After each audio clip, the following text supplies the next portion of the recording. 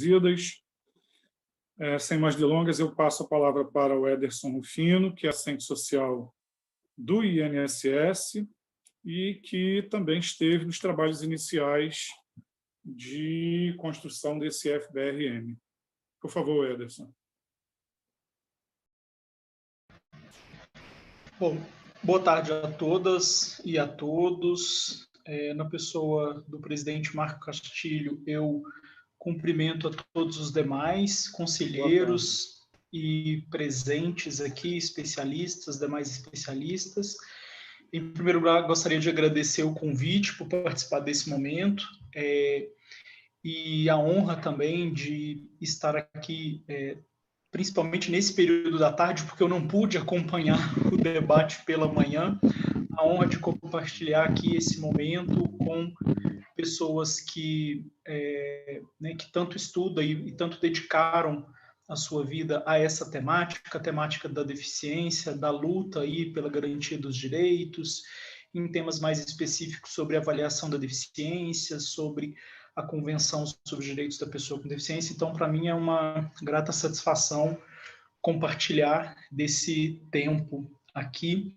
Muitos pontos aí já falados, né, em alguma medida tem alguns posicionamentos de ambos os lados que eles se repetem já há alguns meses, isso é natural no processo de construção.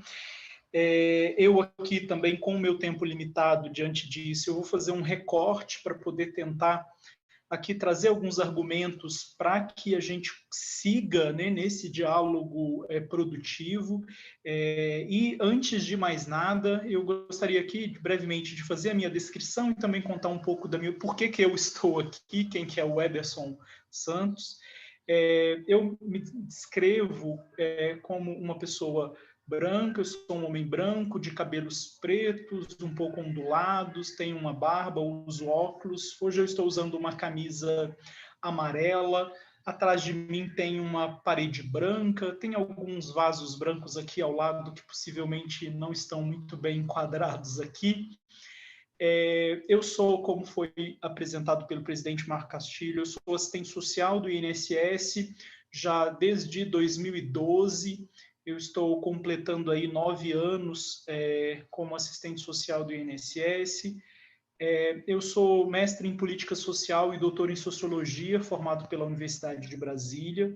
Tenho a temática da deficiência como a minha temática de formação, tanto de graduação como pós-graduação. Os temas do meu mestrado e doutorado foi sobre a temática da deficiência, sobretudo a avaliação em si da deficiência. Eu estudo a avaliação da deficiência muito antes de ser servidor da Previdência no Brasil, então eu já tenho aí uma trajetória que, com o passar do tempo, eu fui me apropriando e continuo aí nessa longa e árdua tarefa de aprender cada vez mais sobre a avaliação da deficiência. Eu queria começar aqui falando, em alguma medida tem diálogo com alguns pontos trazidos pelo Luiz Cláudio, que me antecedeu.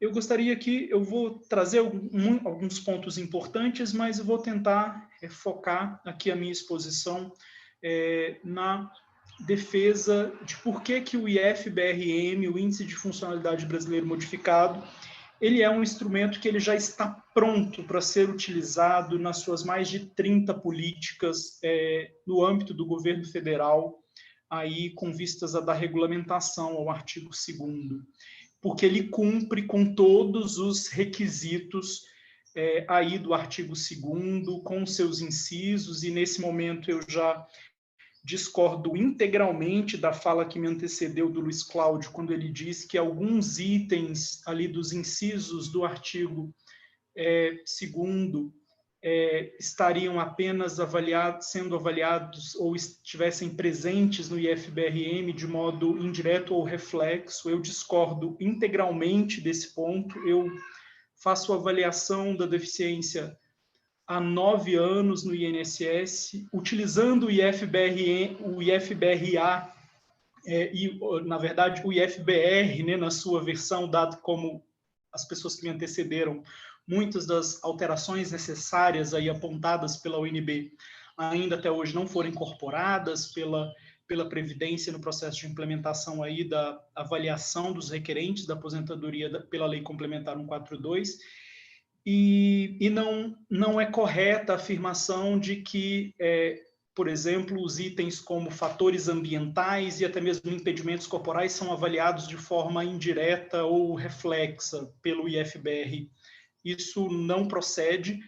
É a estrutura, ela não é possível avaliar restrições nas atividades e participação sem você averiguar, avaliar de forma aprofundada o impacto, tanto aí, né, a presença dos impedimentos, a relação dos impedimentos e o quanto que isso provoca restrição de participação e, ao mesmo tempo, por sua vez, os próprios fatores ambientais. Não existe avaliação indireta de fatores ambientais e muito menos avaliação reflexa de fatores ambientais e impedimentos corporais no Índice de Funcionalidade Brasileiro. Esses são itens que compõem a estrutura do IFBR e, portanto, do IFBRM, e estão ali presentes de modo que apenas por meio da multiprofissionalidade, da interdisciplinaridade, se consegue fazer essa avaliação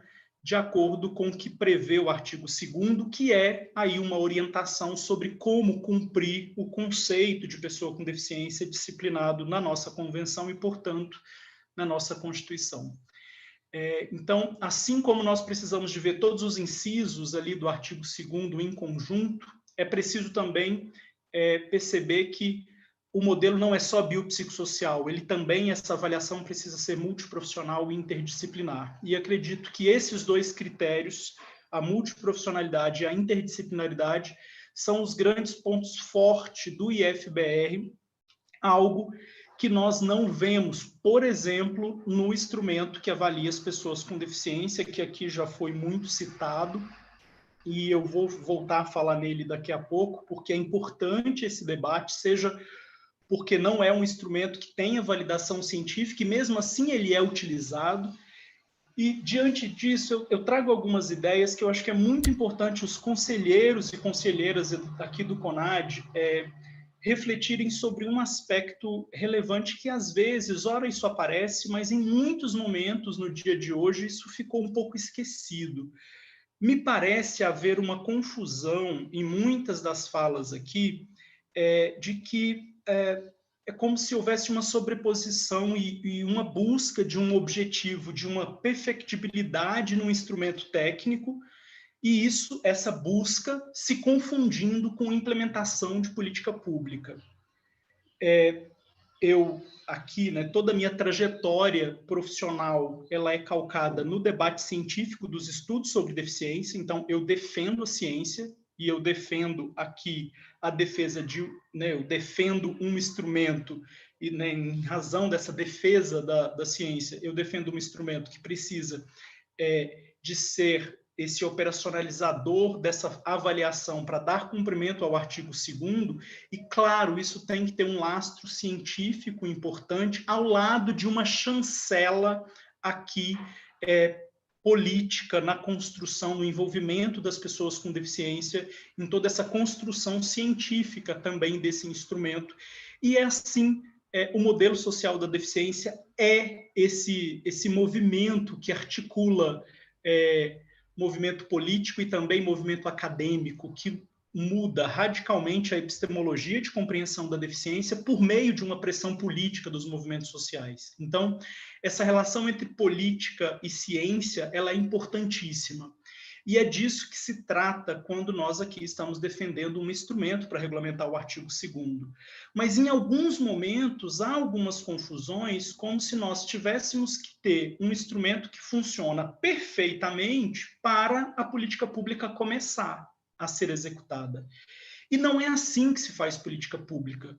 O processo de implementação de política pública, ela se dá por diversas fases, né, desde formulação, de implementação, de avaliação, porque é assim que se executa direitos, né? É assim que nós garantimos que as pessoas usufruam dos seus direitos, assim, assinalados aí no ordenamento jurídico por meio das políticas públicas.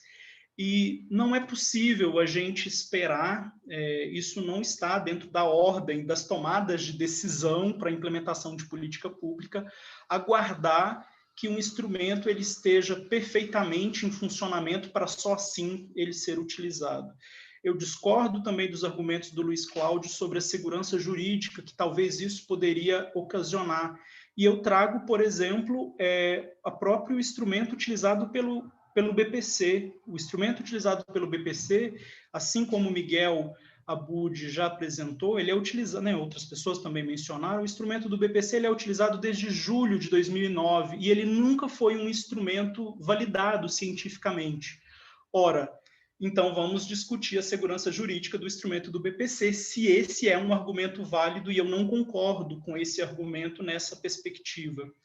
Então, eu parto do princípio de que a política pública ela precisa de ser gradual na sua implementação, porque é assim que se desenha, que se implementa, que se toma decisão na coletividade para tentar alocar recursos para a solução de algum problema, para executar direitos, e nós aqui estamos falando de direitos sociais, de direitos humanos das pessoas com deficiência, que, por natureza, a deficiência ela é a descrição da negação de direitos, né? A gente poderia usar a deficiência como um sinônimo, porque assim ela é traduzida, né, no conceito da convenção. Deficiência é restrição de participação. Deficiência nada mais é do que quando as pessoas, porque tem uma variedade corporal, alguma alteração corporal, alguma diferença, essas pessoas estão em restrição de participação na sociedade porque têm os seus direitos negados. Então, tomar uma decisão por meio de uma política pública para alocar recursos, para garantir os direitos dessa população, nós não podemos simplesmente esperar que o instrumento ele funcione 100%. Esse aperfeiçoamento ele é contínuo, assim como foi falado o próprio instrumento do BPC aqui, que apesar de não ser validado técnico-cientificamente, é um excelente instrumento, principalmente com a empiria que nós temos aqui, né, no INSS há 11 anos, sendo utilizado há mais de 11 anos, desde julho de 2009. Então, o que eu estou querendo dizer com isso?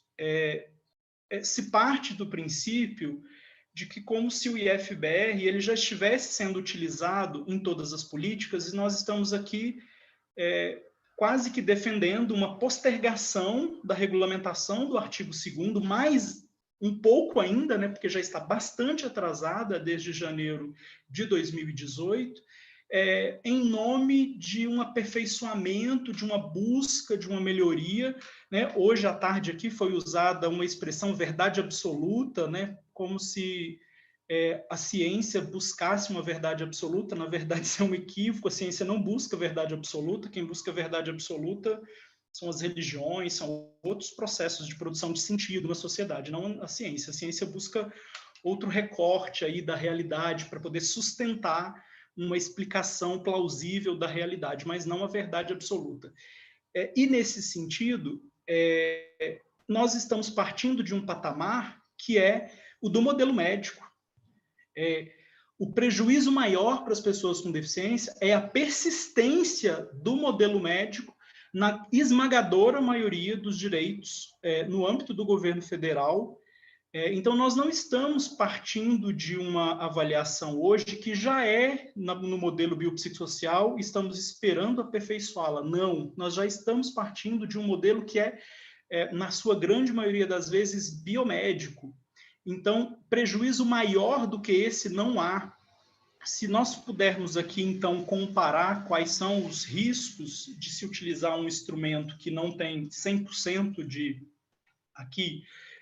de perfeição, porque nenhum instrumento e aqui sobre esse debate sobre as questões de especificidade, né, que já também foram debatidos em inúmeros momentos, o IFBRA ele encontra um excelente equilíbrio aí entre a especificidade, e nesse sentido, eu acho que a decisão que o Conselho e os conselheiros, né, o que nós precisamos aqui de discutir é de que o patamar que nós estamos partindo é de uma real alteração, migração do modelo médico para o modelo biopsicossocial. E, às vezes, me parece que é isso que tem sido tentado, que tem sido, por diversos argumentos aqui do funcionamento do instrumento, como se esse debate fosse o mais importante, em vez do processo de implementação da política pública, e assim a gente vai acompanhando e melhorando e aperfeiçoando como tem que ser. Aqui, os argumentos trazidos me parecem que caminham para essa, em alguma medida, em alguns momentos, me parece caminhar para essa. Aí alguém poderia dizer, não, mas o volume de recursos orçamentários envolvidos, por exemplo, na sustentação do BPC, justifica qualquer preocupação com qualquer instrumento que se altere.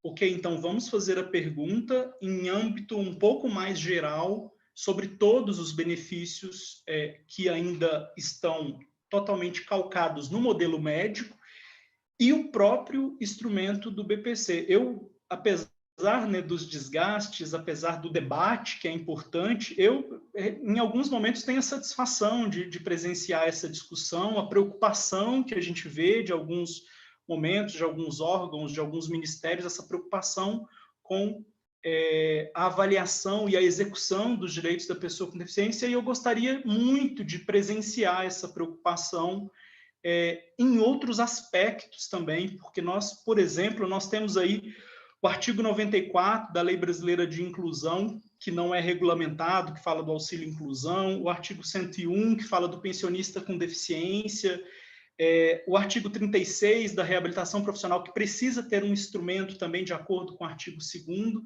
e às vezes essa preocupação com alguns aspectos técnicos, conceituais do funcionamento do instrumento, eu não vejo uma dedicação tão forte quando nós nos deparamos, por exemplo, com outros direitos aí das pessoas com deficiência que carecem de regulamentação. Eu aqui citei 3.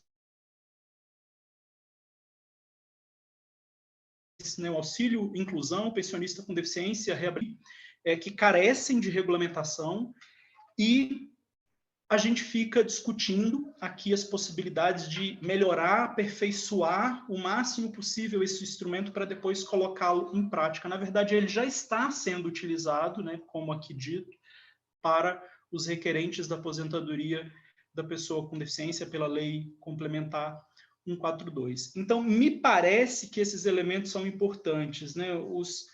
Eu não tenho dúvida da permanência do modelo médico na esmagadora maioria dos benefícios e dos direitos aí que são de responsabilidade da esfera federal. A permanência do modelo médico é muito mais prejudicial do que esse instrumento que sempre pode ser aperfeiçoado. Todo instrumento, né, o uso do IFBRM, como aqui colocado pela secretária, de